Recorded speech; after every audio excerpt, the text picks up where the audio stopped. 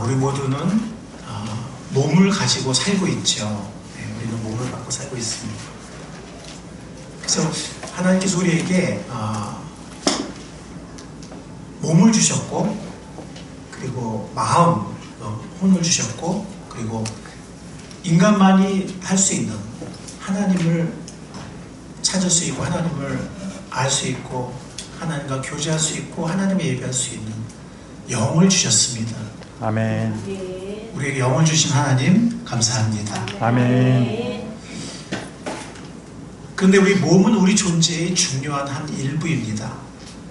플라톤 철학에서 말하던 영혼을 가두는 감옥이고, 영혼의 자유를 속박하는 그런 욕망이 들끓는 그런 어떤 천한 그런 몸이 아니고, 우리 몸은 하나님께서 손수 빚어 주신, 하나님이 주신 아름다운 그리고 가장 선한 몸입니다.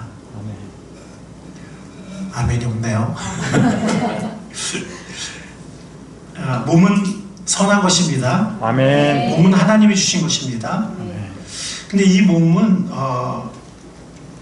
또 청춘의 꽃, 청춘의 절정기를 지나면 이제 이렇게 점점 기운이 떨어지게 됩니다.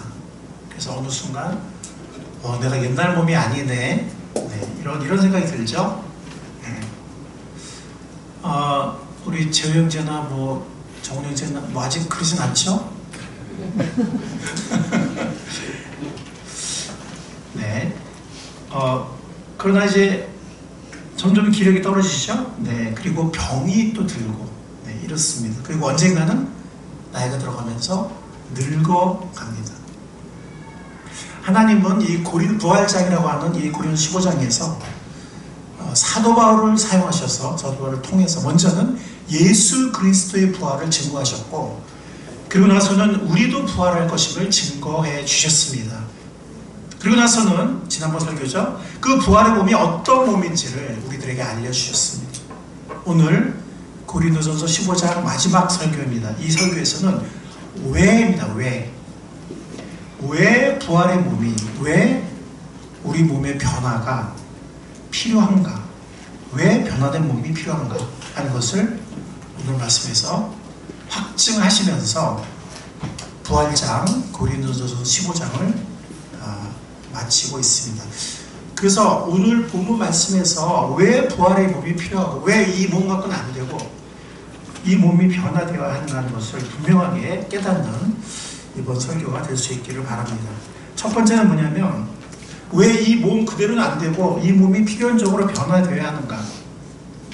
그 이유는 살과 피로는, 즉 썩을 것은 썩지 않는 영원한 하나님의 나라를 유업으로 받을 수가 없기 때문입니다. 아멘. 영원한 하나님의 나라로는 이 죽을 몸, 썩을 몸, 이 몸으로는 그 영원한 영광의 하나님 나라에 들어갈 수가 없기 때문입니다. 아멘. 여기서 말하는 살과 피, 여기서 말하는 살과 피는 이 개역개정에서는 혈과 육이라고 했거든요. 혈육. 이거로는 하나님 나라 들어갈 수 없다. 이 말이 몸의 부활을 부정하는 말은 아닙니다. 예수님도 몸으로 부활하셨죠, 그죠? 네. 근데 그 몸이 어떤 몸인지는 신비로워요. 모르겠습니다. 성경이 자세히 말하고 있지 않으니까. 예수님이 이렇게 완전히 막힌 그런 방에도 들어오셨고, 그런 모습을 봐서는 지금 이런 몸은 아닌데, 몸이니까 거기 또 살과 피가 있지 않을까요? 근데 그것은 현재의 살과 피와는 다를 것 같습니다. 여기서 말하는 살과 피는 부활체를 말하는 것이 아니라 이 죽을 이 몸, 썩을 이 몸을 상징적으로 표현하는 표현입니다. 살과 피라는 것은. 그래서 우리가 오늘 본문 말씀이죠. 고린도 15장 이 살과 피라는 표현이 어디 나오냐면 50절에 나오잖아요, 그죠? 병행으로 보세요. 그래서 살과 피는 하나님 나라를 유산으로 받을 수 없고, 같은 말이 반복돼요. 동의 반복. 썩을 것은 썩지 아니할 것을 유산으로 받지 못합니다. 그 유산으로 받지 못한다는 말이 끝에 둘 다 나오잖아요. 이 평행을 볼 때. 그러니까 썩지 않을 것은 하나님 나라예요. 그 앞에 있는. 그럼 썩을 것은 뭐예요? 그 앞에 있는 살과 피입니다. 무슨 말인지 이해가시죠? 근데 여기서 말하는 살과 피가 부활한 그 몸, 그러니까 우리가 몸의 부활을 하지 않고 영의 부활만 하는 그런 말이 아니고 썩을 것, 현재의 살과 피를 말하는 것입니다. 자, 우리 첫 번째 중요한 이 진리를 한번 같이 읽어보도록 하겠습니다. 시작. 우리는 하나님 나라를 유산으로 받기 위해 불멸의 몸, 영광의 몸을 입을 것이다. 아멘.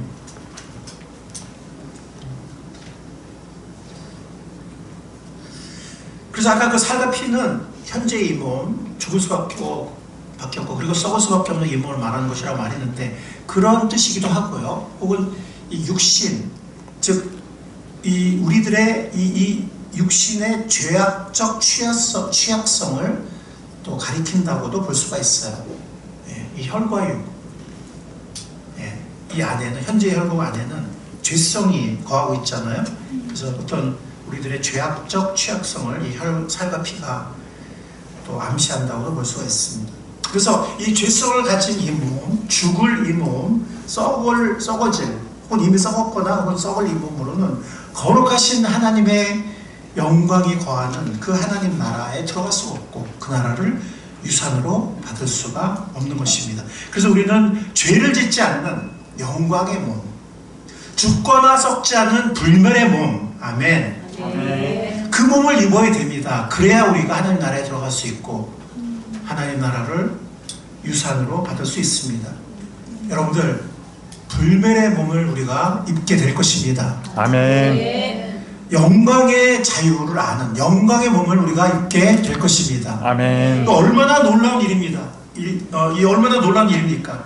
얼마나 굉장한 일입니까? 생각해 보십시오. 살아있는 소망을 가지고 살아가는 우리가 될 수 있기를 바랍니다. 아멘. 그러면 하나님의 나라를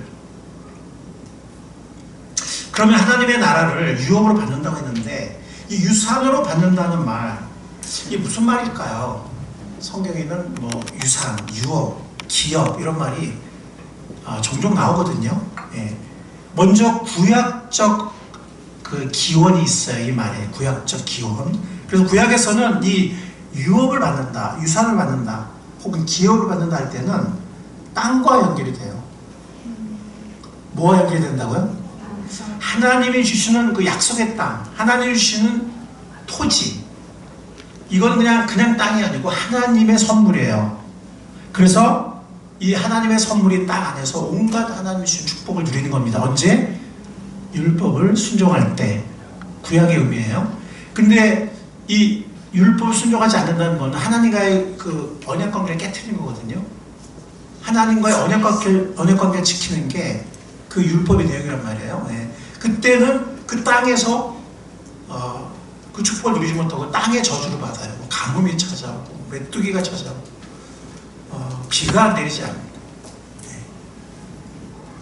그리고 계속해서 하나님 불순종하면 우상을 숭배하고 하나님을 율법을 지키지 않고 하나님의 올바로 섬기지 않으면, 즉 하나님과 언약을 깨트리면 이 약속의 땅, 이 축복의 땅에서, 이 유산의 땅에서 뽑혀서 알지 못하는, 하나님 알지 못하는 이방 나라로 포로로 잡혀가게 되어 있습니다. 그게 언약의 저주에 나와요. 신명기라든가 레위기에 보면 하나님과 언약을 깨뜨렸을 때, 우상을 숭배하고 하나님 불순종했을 때. 그러나 하나님과의 언약을 지키고 언약에 충성되고 주님을 예배하면서 우상을 숭배하지 않으면서 율법을 따르는 삶을 살면 그들은 그 기업인, 하나님 주시는 그 유산이, 영원한 유산이 되는, 기업이 되는 그 땅에서 온갖 하나님의 축복을 누리면서 살 수 있었습니다. 그래서 구약적으로 유업이다 혹은 유산이다는 이 말, 혹은 기업이다는 그 말은 하나님이 선물로 주시는 땅 혹은 토지를 말합니다.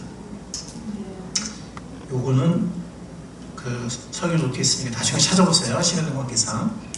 자, 그래서 여기서 말하는 하나님의 나라를 유산으로 받는다는 것은 구약에서의 그 현실에서 받는 그것이 하나의 모형이 되는데, 이 고린도전서에서 말하는 우리가 부활의 몸이 들어가게 되는 그 하나님 나라의 기업이라는 것은 종말론적인 영원한 땅을 우리가 기업을 받는 것을 말합니다.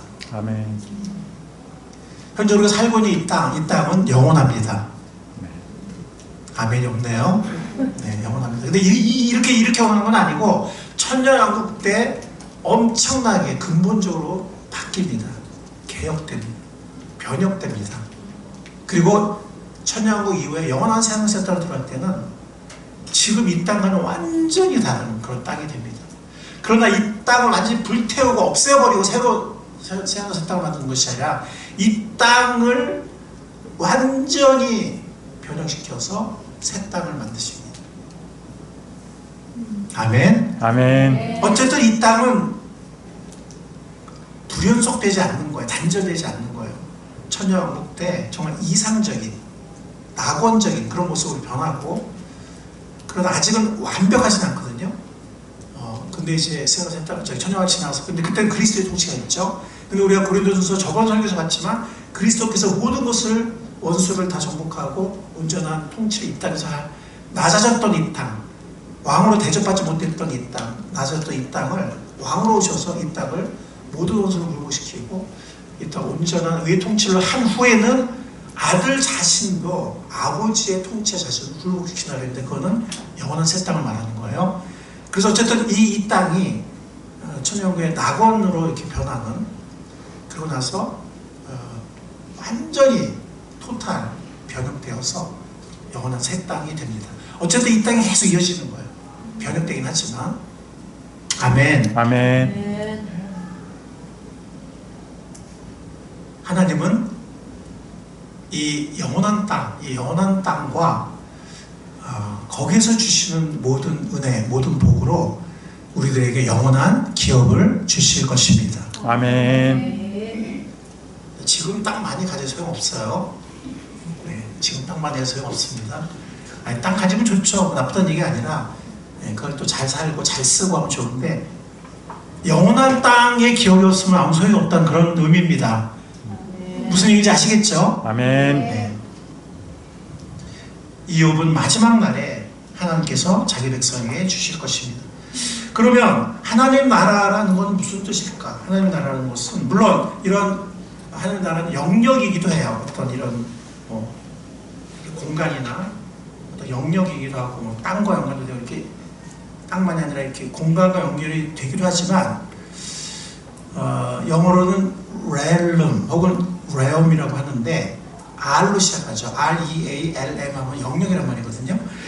그래서 2R이라고 그래요. 하나님 나라. 또 하나, 근데 그 영역보다 중요한 거는 reign, R-E-I-G-N, reign, 통치예요.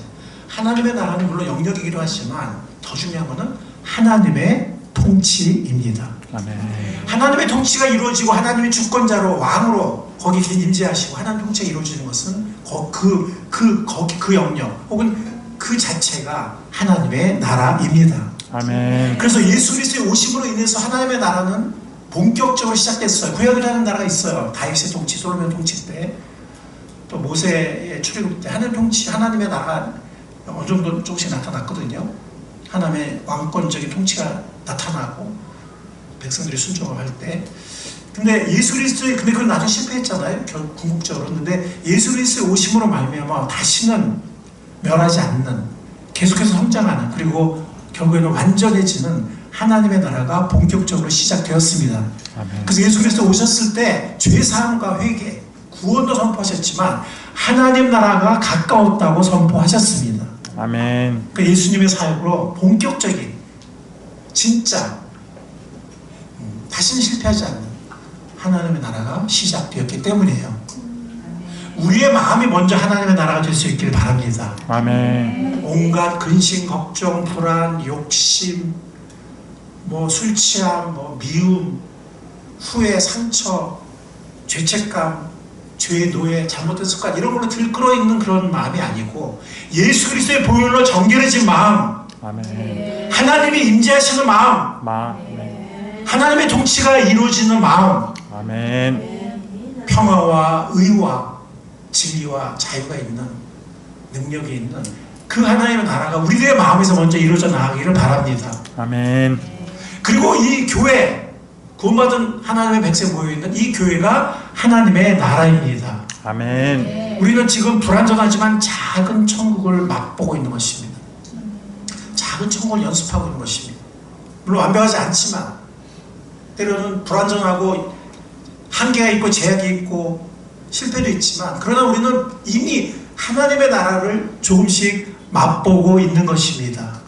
그래서 이 교회는 법으로 판단하고 누가 옳고 누가 그르고 따지고 싸우고 이런 것이 아니라 하나님의 은혜와 하나님의 자유가 있는 성령의 역사가 있는 하나님의 공동체인 것입니다.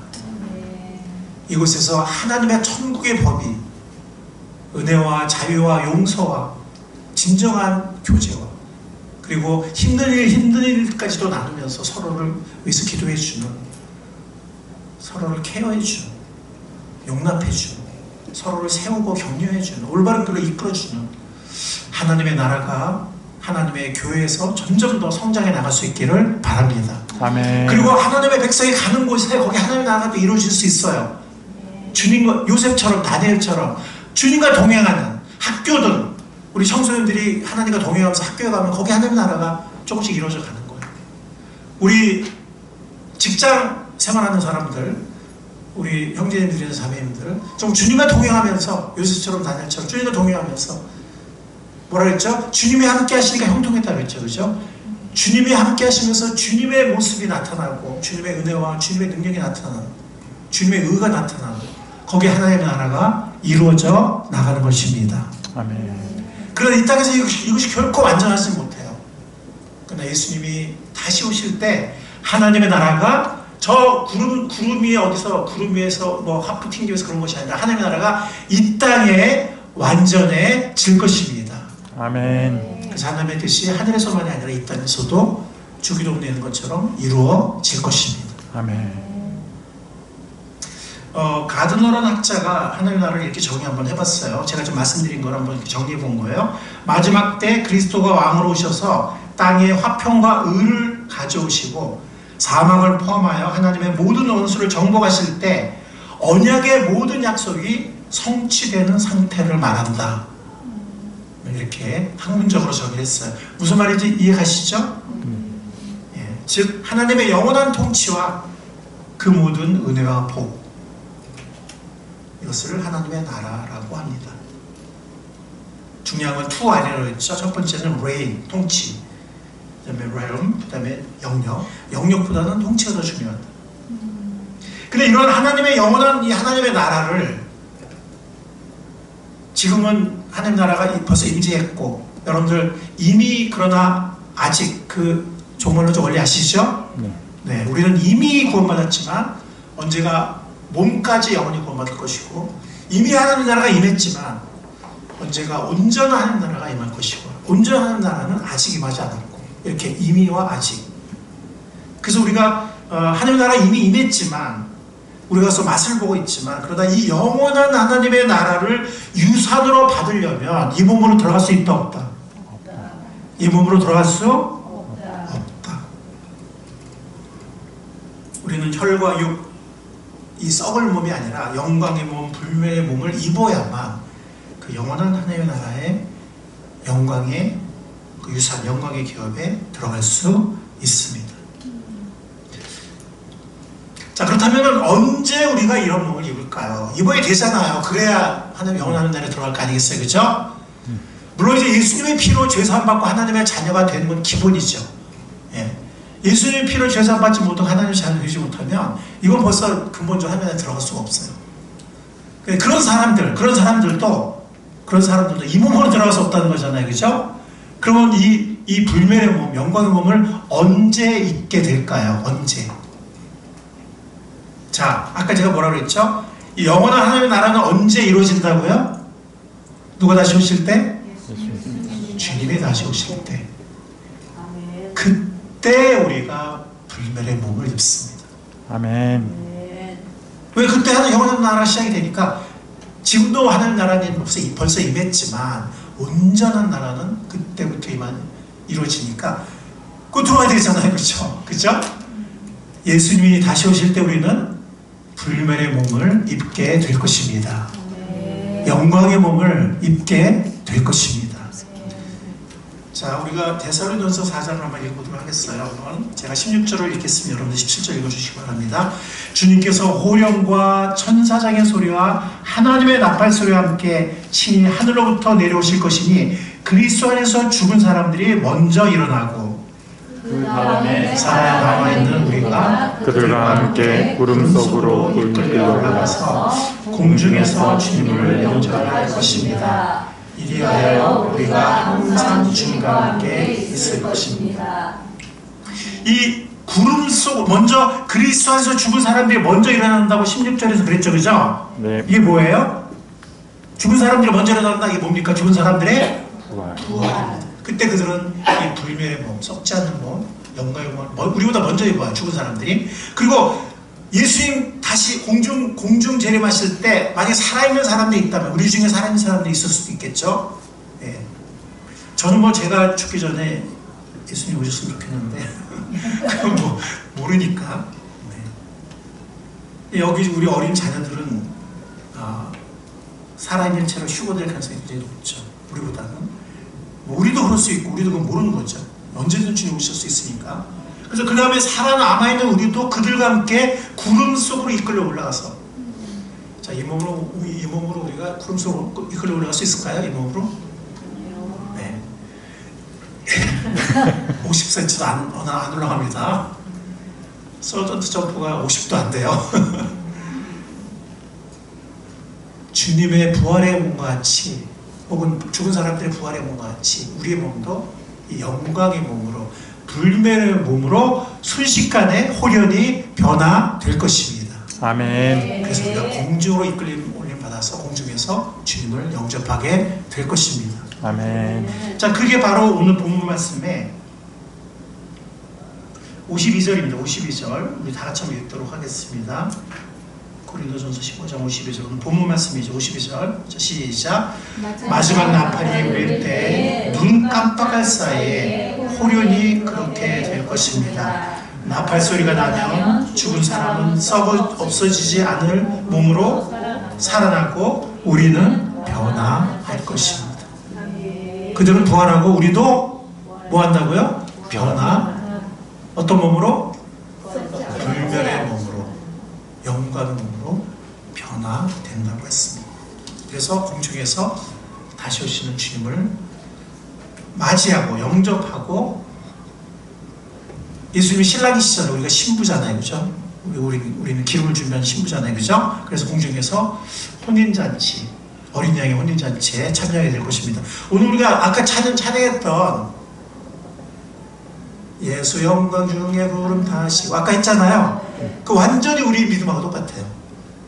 근데 이제 뭐 어떤 교회에서는 이거 어떻게 생각하냐면 공중에서 영접은 하는데 그 다음에 바로 그냥 땅으로 내려온다 이렇게 얘기해요. 근데 오늘 찬송가에 보면 바로 내려온 게 아니라 공중에서 뭐 한다고요? 네, 혼인잔치에 들어간다고 그랬잖아요. 그죠? 그죠? 오늘 찬송가 가사 그렇잖아요. 그죠? 그러니까 이 찬송가 가사는 우리의 믿음과 똑같아요. 네, 바로 내려온 것이 아니라 공중에서 어린애 혼인잔치에 참여하는, 이 땅에서는 성경이 말하는 대환란, 그건 뭐 구약에서 여러 군데 말하고 신약에서 여러 군데 말하고 마태복음 24장에 말하고 그러는데, 창세 이후에 없었던 큰 환란이라는 표현이 구약이나 신약에 여러 번 나오거든요. 그 대환란에 들어가게 되는데, 그때 이 환란과 고난과 이적을 통해서 하나님께 많이 돌아오는, 하나님을 깨닫는 이스라엘 백성들이, 우둔한 백성들이 그때 깨닫고, 그때 많은 유대인들이 구원받고, 그때 그들이 14만 4천 명으로 상징되지만 꼭 숫자가 14만 4천 명은 아니겠지만 그들이 대표적인데, 그들이 우리가 휴거된 게 이 땅에서는 이런 이방 그리스도인들이 없잖아요. 그들이 우둔한 유대인들이 그때 깨닫고 예수 그리스도를 그들이 믿게 되고 받아들이게 되고 지금 거부하고 있지만 그들이 이 환란 시대에 복음을 전하는 제사장 역할을 회복할 것입니다. 아멘. 저렇게 19장에 보면 그들이 제사장 나라로 원래 부름받았잖아요. 그죠? 근데 그들이 성공했어요? 실패했어요? 구약시대에 실패했거든요. 근데 하나님은 어떤 분이죠? 원래 가지를 그냥 꺾어놓은 채로 두는 게 아니라 원래 가지를 다시 접붙임 하세요? 안 하세요? 하시는 분이고, 또 그 밑에 몇 구절 밑에 내려가면 하나님은 뭐라 했어요? 하나님에게는 은사와 부르심이 취소가 없다 그랬잖아요. 그죠? 그러니까 이스라엘 백성의 제사장 역할, 그들이 대규모 구원받을 뿐만이 아니라 그거는 환란 시대 직전이거나 아니면 환란 시대 안에, 직전 아니라 환란 시대 중에서, 물론 지금도 일부 구원받고 있지만 그때 대규모 회심, 유대인들 회심이 일어나는데 그들이 원래 부름받았던 은사와 부르심, 제사장 역할을 그들이 언젠가는 특히 환란 시대에 유대인들이 감당하게 될 것입니다. 아멘. 여러분도 성경을 분별하는 눈이 조금씩 생기세요? 네. 그래서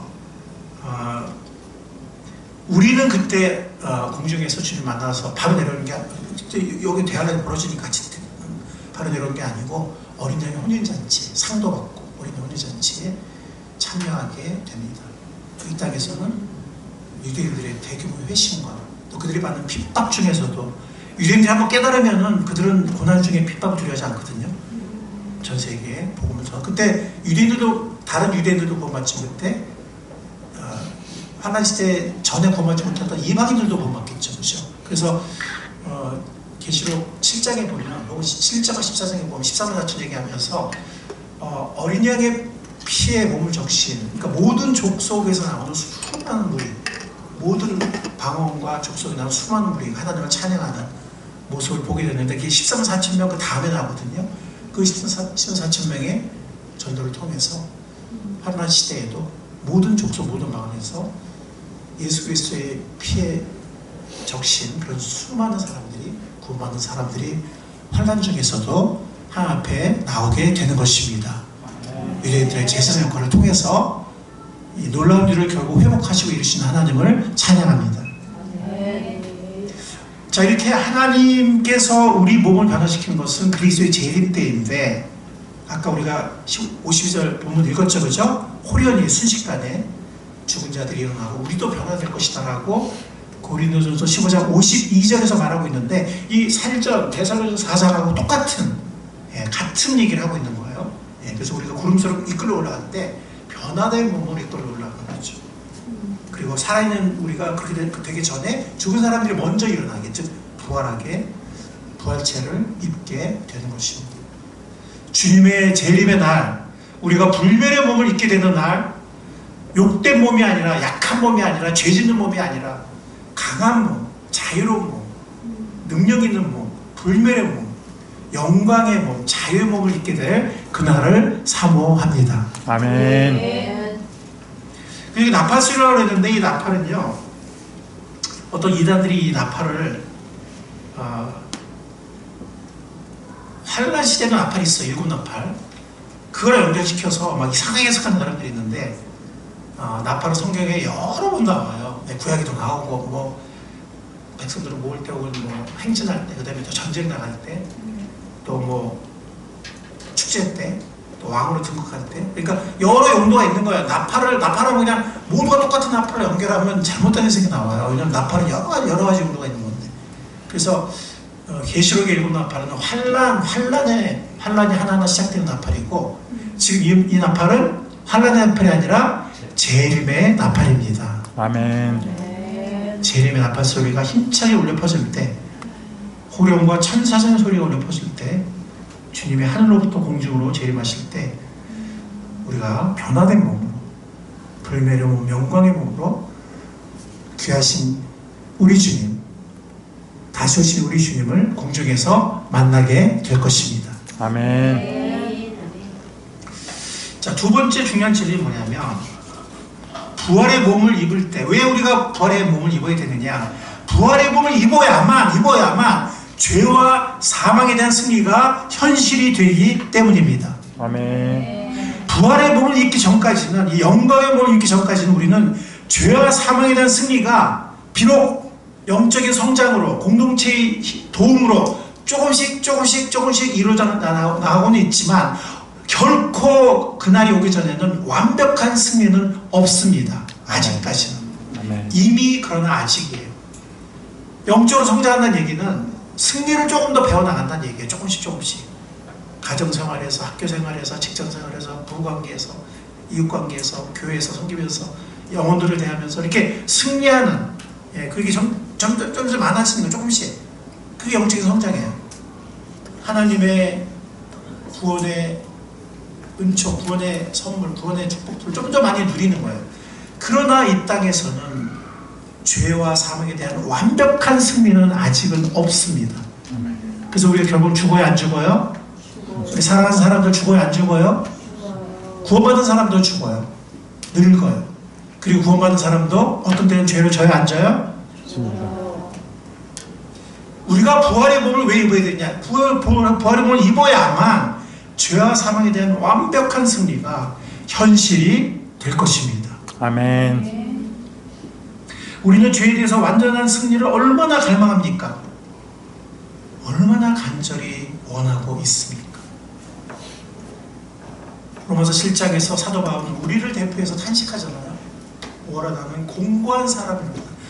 이 사망의 몸에서 누가 나를 건져낼 것인가? 누가 건져내십니까? 예수 그리스도이십니다. 아멘. 이 땅에서 건져내기 시작하시고 또 그분이 다시 오실 때 완벽하게 건지실 것입니다. 예수 그리스도를 찬양합니다. 아멘. 우리가 그러나 그날이 오기 전까지는 우리가 이 죄에 대한 완벽한 승리를 우리는 얼마나 우리는 갈구하고 있습니까?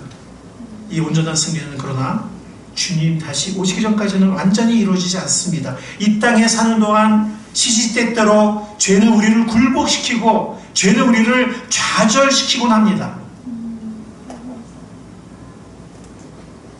시시때때로 우리가 성령 안에 거하지 않을 때, 우리가 내 맘대로 살 때, 특히 그렇습니다. 구원받았다 할지라도 내 맘대로 살 때, 우상을 따라갈 때 우리는 죄가 우리를 굴복시키고 우리를 좌절시키는, 우리를 탄식해 만드는 처절한 경험을 하게 될 것입니다. 물론 궁극적인 승리가 보장되어 있지만 그렇습니다. 이 죄의 권세는 어디서부터 오느냐? 어디서부터 옵니까? 율법으로부터 옵니다. 율법은 선한 것이지만 우리가 율법을 순종할 때는 우리에게 복을 주지만, 그러나 우리가 율법을 어길 때, 법을 어길 때는, 범법을 할 때는 정죄와 심판을 가져오는 것입니다. 아멘. 그래서 율법이 우리를 죽이는 거예요. 왜? 법이라고 하는 심판, 정죄와 심판이 있기 때문에. 우리가 잘 지키면 문제가 없죠. 지키지 못하니까 문제가 되는 겁니다. 우리가 범법할 때 우리는 율법의 심판을 받게 되고 결국에는 죽을 수밖에 없습니다. 정죄와 심판을 가차없이 내립니다, 율법이. 그래서 죄가 가져오는 치명적 결과가 무엇입니까?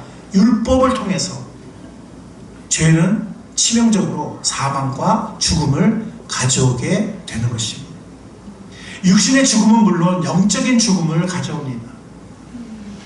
영적인 죽음은 하나님으로부터 느끼는 두려움, 수치, 숨고 싶은 마음. 그래서 아담과 하와도 숨었죠, 그렇죠? 두려워서.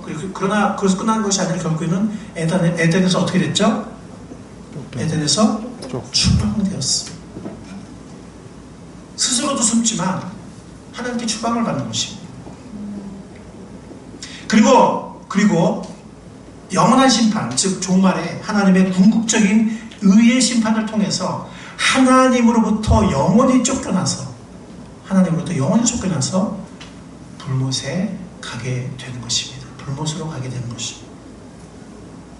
어떤 사람들은 불못이 뜨거우니까 그게 고통이 아니냐, 그럴 수도 있지만 그럴 수도 아니라 그렇죠. 그렇지만 정말 고통은 뭐냐면 그 쓰디쓴 처절한 후회감, 그리고 사랑이 없는 서로 저주와 미움이 있는 그것, 그리고 하나님이 계시지 않는 생명의 근원이시고 사랑의 근원이시고 의와 평화의 근원이신 하나님이 계시지 않는 소망이 없는, 그래서 불못이 두렵고 무서운 것입니다. 오늘 하나님 말씀 같이 한번 읽어보겠습니다. 시작. 죽음의 독침은 죄요, 죄의 권세는 율법입니다. 죄의 권세는 율법입니다. 율법을 통해서. 그리고 결국 죽음의 독침은 죄에서 와요. 죄가 독침해요. 그래서 독침에 맞으면 어떻게 되죠? 사람이 뭐 당장 죽을 수도 있겠지만 어떤 독침을 맞으면 어떻게 돼요? 서서히 죽어가죠. 그죠? 그죠? 근데 결국 죽어요. 그런 독침이 있죠. 서서히 죽어요. 죄가 그렇습니다. 죄는 우리를 서서히 죽게 만들고 결국에는 완전히 죽게 만듭니다. 죽음의 독침은 죄입니다. 그리고 죄의 권세는 율법을 통해서입니다. 그러나 너무나 좋은 소식이 있습니다. 복된 소식, 복음이 있습니다. 그건 뭐냐면 예수 그리스도께서 우리를 대신해서 독침을 마시셨습니다. 아멘. 그리고 예수 그리스도께서 죽으셨습니다. 아멘. 그리고 예수 그리스도께서 죽음의 권세를 이기고 다시 부활하셨습니다. 아멘. 그래서 우리에게 죄의 용서를 가져주셨고 하나님의 자녀된 권세를 가져주셨고 율법에서의 해방을 가져주셨고 그리고 부활의 특권을 가져다 주셨습니다. 아멘. 그 부활의 몸을 입게 되면 그 몸은 죄를 짓지 않는 몸입니다. 아멘. 뭐를 짓지 않는다고요? 죄를 짓지 않는 그 부활의 영광의 몸은 죄를 짓지 않는 몸이에요. 그리고 두려움이 없는 몸이에요. 온전한 교제, 온전한 사랑을 할 수 있는 몸이에요. 하나님과도 온전한 두려움 없이 온전한 교제를 할 수 있는 몸이에요. 우리 서로도 온전한 교제와 사랑할 수 있는 그런 몸이에요. 죽음의 독침이 없고 율법을 통한 죄의 권세가 없는 그런 몸입니다. 그 몸을 입을 때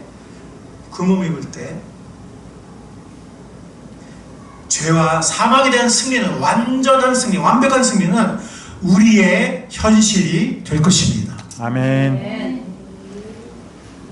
그날을 사모합니다. 아멘. 자, 마지막 세 번째 중요한 진리는 자, 같이 한번 읽어볼까요? 시작. 그런즉 우리의 수고가 헛되지 않으므로 더욱 힘쓰자. 뭐 힘쓰자고요? 죄.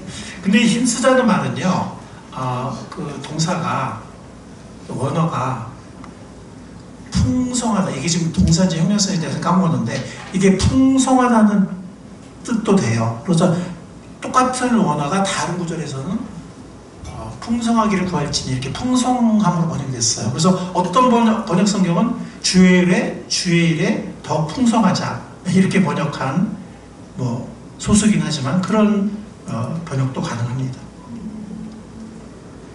여러분들 그런직이라고 했죠. 그런직이 뭐예요? 부활의 소망이 100% 확실하다. 아멘. 그런즉 그런 말이에요. 그런즉 이 약속이, 이 소망이 우리에게는 100% 확실하게 보장이 되어 있습니다. 아멘. 왜냐하면 우리가 구원받았기 때문에, 하나님의 자녀가 됐기 때문에, 왜냐하면 성령께서 우리 마음에 도장을 찍으셨기 때문에, 성령께서 우리 안에 내주하고 계시기 때문에. 그래서 우리 주님 오실 때 영광의 자유의 몸, 불멸의 그 몸을 입게 될 것입니다. 그러므로 이 땅에서 우리가 육신의 공고함이 있습니다. 육신의 수고로움이 있습니다. 땀 흘려야 열심히 발버둥 쳐 먹고 삽니다. 자식 키웁니다. 연약함이 있습니다. 좌절이 있습니다. 때로는 아픈 상처를 받고 눈물을 흘립니다. 그게 뭐 몸의 상처일 수도 있지만 마음의 상처를 받고 눈물을 흘리기도 합니다. 병에 들기도 합니다. 늙어갑니다. 슬픔이 있습니다. 늙어가는 건 서글픈 일입니다. 죽음에 대한 두려움이 있습니다. 그러나 우리에게는 우리가 고개를 들 때 우리가 이 불멸의 몸, 영광의 몸을 입게 될 것이기 때문에 우리는 그 모든 것을 넘어서서 살아있는 소망을 가질 수 있습니다. 아멘. 왜냐하면 주님이 다시 오실 때 우리는 강하고 영광스러운 몸, 불멸의 몸을 입게 될 것이기 때문입니다. 아멘. 이 소망을 가지고 살아있는 소망, 100% 확실한 소망을 가지고 살아가는, 이 땅을 살아가는, 이 공고한 나그네 인생길을 살아가는 우리 모두가 될 수 있기를 바랍니다. 아멘. 여기서 한 걸음 더 나아가서 그냥 나그네 인생길을 사는 것만이 아니라, 그냥 본향으로 가는 것만이 아니라, 방황하지 않고 본향의 길을 가는 것만이 아니라 더 나아가서 왕 대신 주님을 섬기고 우리에게 이 땅에서 가장 가치 있는, 이 덧없는 세상에서 가치 있는 목표를 주셨거든요. 가치 있는 사명을 주셨거든요. 이 사명의 수고를 감당할 때 이것이 쉬운 일만은 아니거든요. 어떤 때는 낙심하게 되거든요. 그래요, 안 그래요? 아멘. 주님 섬기다 보면 어떤 때 힘이 빠지고 낙심할 때가 있어요. 피곤할 때도 있어요. 어떤 때는 사람에게 받는 상처를 받을 때도 있어요. 또 사도 바울이 말한 것처럼 여러 가지 궁핍과 환난과 고난을 겪을 수도 있습니다. 그러나 우리에게 부활의 확실한 소망이 있고 우리가 영원한 하나님 나라에 들어갈 것을 우리에게 믿는 믿음이 있기 때문에 우리는 그 영광의 사명, 그 가치 있는 사명을 감당할 수 있습니다. 아멘. 왜냐하면 고린도후서 5장 10절 우리 다 같이 읽어보겠습니다. 굉장히 중요한 거예요. 시작. 우리는 모두 그리스도의 심판대 앞에 나타나야 합니다. 그리하여 각 사람은 선한 일이든지 악한 일이든지 몸으로 행한 모든 일에 따라 마땅한 보응, 상을 받아야 합니다. 여러분, 우리 구원은 우리 행위로 받는 게 아닙니다. 아멘. 아멘. 은혜로 받습니다. 믿음으로 아멘. 받습니다. 아멘. 그러나 하나님의 선물입니다. 그러나 우리가 몸으로 행한 어떻게 살았는가, 어떤 일을 했는가, 어떻게 사명을 순종했는가, 어떻게 주님 섬기는가에 따라서 뭘 받는다고요? 마땅한, 그 말은 합당한이라고도 말할 수 있어요. 마땅한 상을 받기 때문입니다. 아멘. 그 어떤 구절에 보면 뭐라 그랬어요? 하나님께서 우리가 성도를 섬긴 것과 영혼을 섬긴 것을 하나님은 잊어버리지 아니하시느니라. 아멘. 신약에 그 말씀 있는 거 여러분 아세요? 아세요? 아멘. 찾아보세요. 네. 그냥 여러분들 왜 성경 앱 켜가지고 잊어버리지 이렇게 딱 치면 쫙 나와요. 이렇게 금방 나옵니다. 히브리서인가? 네, 있습니다. 어디?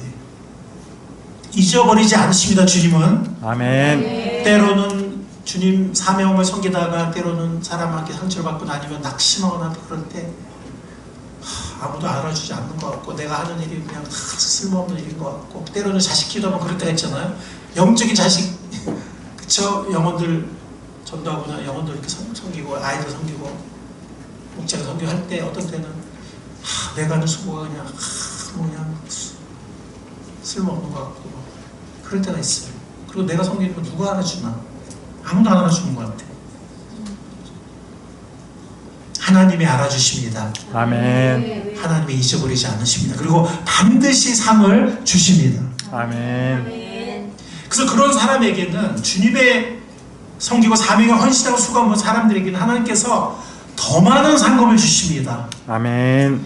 이 상급에 대해서는 제가 딱 주제를 이렇게 독립된 설교를 한번 할 겁니다.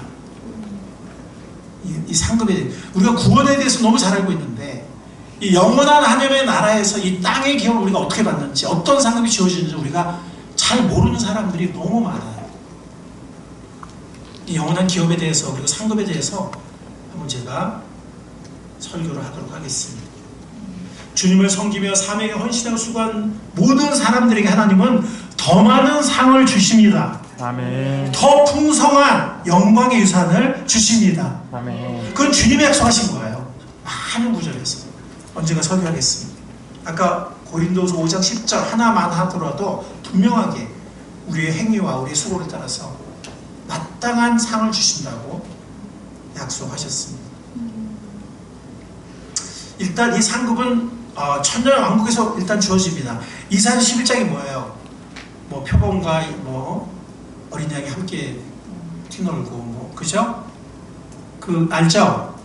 예, 그 구절이에요. 그 다음 뭐라 그랬죠? 하나님을 아는 지식이 온 세상에 바다가 물이 바다를 덮음같이 하나님을 아는 지식이 온 세상에 충만해질 것이다. 이게 천년왕국이거든요.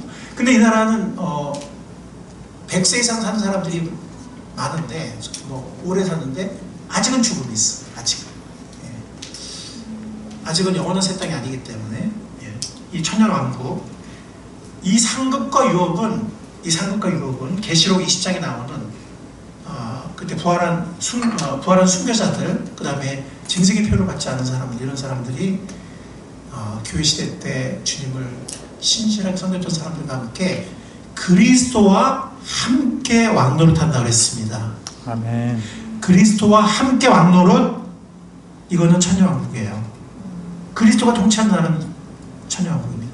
근데 성부 하나님, 이제 성자 하나님도 성부 하나님께 이 통치권을 양도하고 굴복하고 하나님의 영원히 다스리시는 그 완벽한 하나님의 나라는 새 땅에서의 나라거든요.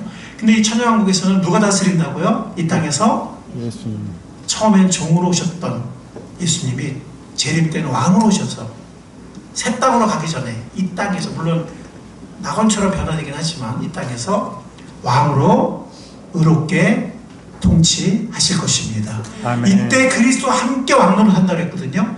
함께 왕노릇 한다는 말은 성경에 굉장히 많이 나와요. 계시록에 나오고 복음서에 나오고 굉장히 많이 나오고 구약에도 나오고 천년왕국에서의 그것이고, 함께 왕노릇 하기 전에 이 천년왕국에서 먼저 상급을, 기업을 받습니다.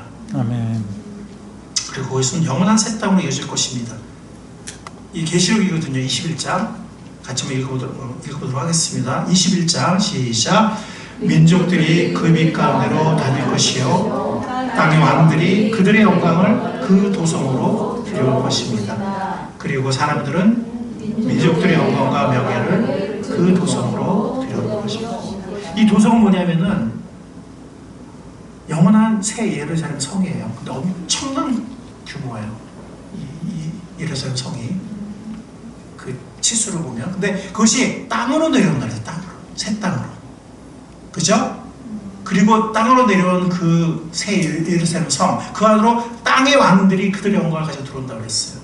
그 말은 뭐예요? 아까 제가 말씀드린 것처럼 이 땅은 영원하다는 건 물론 완전히 변형되긴 하지만, 그 말은 뭐예요? 이 땅에서의 우리의 활동이 있다는 거예요.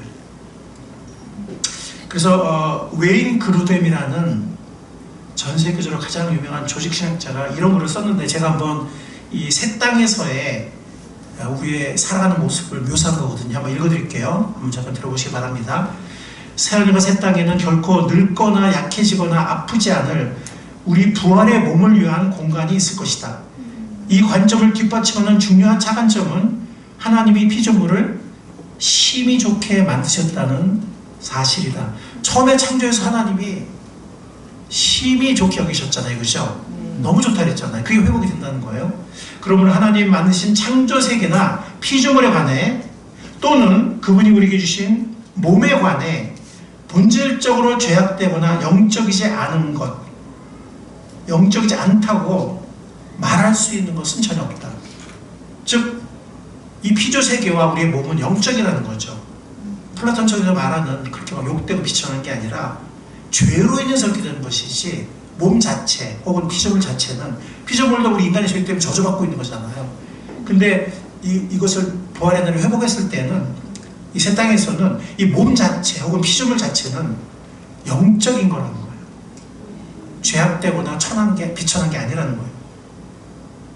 비록 이 모든 것이 죄에 의해서 훼손되고 왜곡되었지만, 하나님은 창조 세계를 완전히 파괴하지 않을 것이며, 과로 만일 그렇게 하신다면 이는 죄가 하나님의 목적을 실패하게 만들었음을 인정하는 셈이다. 괄호 닫고, 오히려 피조물 전체를 완전하게 하셔서 그분의 원래 창조하신 목적과 조화를 이루게 하실 것이다. 즉, 영원한 이 하늘나라가 저기 구름 위에 저기 우주 공간에 이렇게 떠다니는 그런 것이 아니라 이 땅에서 아주 구체적으로 이루어진다는 겁니다. 하나님의 나라가. 그러므로 우리는 새하늘과 새 땅에서는 다시 한번 힘이 좋은, 온전하고 완전한 땅이 있을 것이라고 기대할 수 있다. 그리고 우리는 다시 한번 하나님이 보시기에 힘이 좋고 그분이 땅에 인간을 두신 원래의 목적을 온전히 성취하는 그런 몸을 가지게 될 것이라고 기대할 수 있다. 우리는 하나님에 관해 그분이 피조물과 맺으신 관계에 관해 영원토록 더 많은 것을 배울 수 있을 것이라고 기대할 수 있다. 이처럼 우리는 이 세상에서 시작된 이 배움의 과정, 영적 배움의 과정을 영원히 계속하게 될 것이다. 새하늘 새 땅에서 우리는 말 그대로 먹고 마실 것이며, 왜냐하면 그리스도 오실 때 어린 양의 혼인잔치에 들어가서 우리가 먹고 마셔야 안 마셔요. 맞습니다. 또 영원한 새 땅에서 우리가 생명수의 강에서 마셔야 안 마셔요. 맞아요. 생명나무 열매 먹어야 안 먹어요. 먹어요. 새하늘 새 땅에서 우리는 말 그대로 먹고 마실 것이며 다른 신체적 활동을 수행할 것이다. 우리는 음악과 예술 활동도 수행하게 될 것이다. 새하늘 새 땅에서 영적으로만 괄호 열고 비신체적으로 괄호 닫고 영적으로만 존재한다는 비성경적 관점을 포기하고 장차 올 시대에 나타나는 구체적인 물질성에 관해 숙고하기 시작한다면 우리는 놀라울 정도로 광범위하게 기술적, 창조적, 창의적 수단으로 피조물을 연구하고 발전시키는 데 힘쓰고, 그러니까 지금 우리 열심히 공부해야 되는 거예요. 우리 아이들도 어른들도 계속 책 읽어야 되는 거예요. 발전시키는 힘쓰고 이로써 하나님이 우리에게 다스리도록 맡겨주셨으며 우리가 그분께 감사드리며 영원히 누리기를 원하시는 피조물의 탁월함을 더 많이 발견하고 누릴 수 있을 것이다. 아멘. 이해 가세요? 아멘. 하나라는 저기 저 구름이 어디 있는 게 아니고 이 하나님의 애초 창조 때 정말 기뻐하셨는데 선하다고 하셨는데 그것을 완벽하게 회복하는, 그리고 그 이상 영원한 완벽한 피조 세계를 우리에게 선물로 주신다는 겁니다. 우리가 그것을 누릴 수 있도록, 다스릴 수 있도록. 다시 한번 심히 좋은 온전하고 완전한 땅이 있을 것이다. 그리고 우리는 다시 한번 하나님 보시기에 심히 좋고 그분이 땅에 인간을 두신 본래의 목적을 온전히 성취할 수 있는 불멸의 몸, 영광의 몸을 가지게 될 것이다. 아멘. 영원한 새 땅에서의 삶을 소망합니다. 아멘. 자, 마지막 적용을 보고 설교를 마치겠습니다. 우리 다 같이 읽어보겠습니다. 시작. 우리의 수고가 결코 헛되지 않으므로. 왜냐하면 우리가 부활의 몸을 반드시 받을 것이니까. 두 번째는 우리가 그 전에 우리가 우리의 모든 수고에 대해서 상과 유업을 받을 것이기 때문에. 아멘. 아멘. 그게 우리의 수고가 결코 헛되지 않음으로라는 뜻입니다. 다시 한번 읽겠습니다. 시작. 우리의 수고가 결코 헛되지 않음으로 주의 일에 더욱 쓰는 우리가 됩시다. 아멘. 아멘. 자, 아까 제가 인용한 글은 바로 이런 거예요. 피조세계의 선함과 탁월함. 즉 이 피조세계를 그냥 불살라버리고 이거 망할 세상하고 불살라버리고 그런 게 아니라 이것을 온전히 회복해서 완전하게 만들어서 천년왕국과 영원한 새 땅에서 모든 것을 경영하며 창조할 때 적합한 그런 능력을 가진 그 영광의 몸, 불멸의 몸을 가지게 될 것을 성경은 우리들에게 분명히 가르치고 있습니다. 자, 우리 적용을 생각해 보게 되면 우선은 부활의 몸이 왜 필요한지를 분명히 알아야 돼요. 부활의 몸이 오늘 그 세 가지 진리를 배웠습니다. 그래서 죄와 죽음의 권세가 더 이상 없는 그런 영광의 몸, 그런 불멸의 몸을 입기를 날마다 기다리면서 하는 소망의 삶이 될 수 있기를 바랍니다. 아멘. 그리고 아까 말씀드린 천년왕국과 영원한 새 땅에서 이 피조세계, 피조물의 탁월함을 누리고 이때는 온전히 회복이 된 그런 피조세계니까 이 피조물의 탁월함을 누리고 심히 좋은 온전한 땅에서 창조활동과 경영활동과 예술활동을 계속할 것을 기대하는 우리가 될 수 있기를 바랍니다. 아멘. 새 땅의 주인이 된다는 거예요. 왕 같은 존재가 된다는 거예요. 우주를 마음껏 활보하는, 우주를 경영하는 우리가 된다는 거예요. 그러니까 우리 지금부터 열심히 공부합시다. 우리 학생들. 아멘. 왕의 준비를 하는 거예요. 왕의 수업 받는 거예요. 공부하는 게. 그냥 뭐 전세 올려가지고 그냥 엄마 아빠한테 그냥 상 받고 맛있는 거 그냥 먹고 그냥 나중에 돈 많이 벌고 무슨 뭐 이러려고만 공부하는 건 아니에요. 우리 어른들은 나는 학교 다 졸업했는데 네, 그게 아니고 우리도 공부해야 됩니다. 계속 우리 성경을 읽고 아멘. 아멘. 책을 읽는 우리가 될 수 있기를 바랍니다. 아멘. 또 좋은 무슨 교양 프로그램 같은 거, 뭐 좋은 유튜브 영상 이런 것도 계속 보는 우리가 될 수 있기를 바라요. 아멘. 그래야 치매도 안 걸립니다. 그래야 나중에 영원한 새 땅에서 진짜 주인이 되겠죠? 아멘. 자, 마지막으로 세 번째 진리죠. 하나님 나라의 유업받기를 사모하되 특별히 주님 주신 사명을 위해서 섬겼을 때 그 헌신과 섬김에 대한 상을 주신다는 거.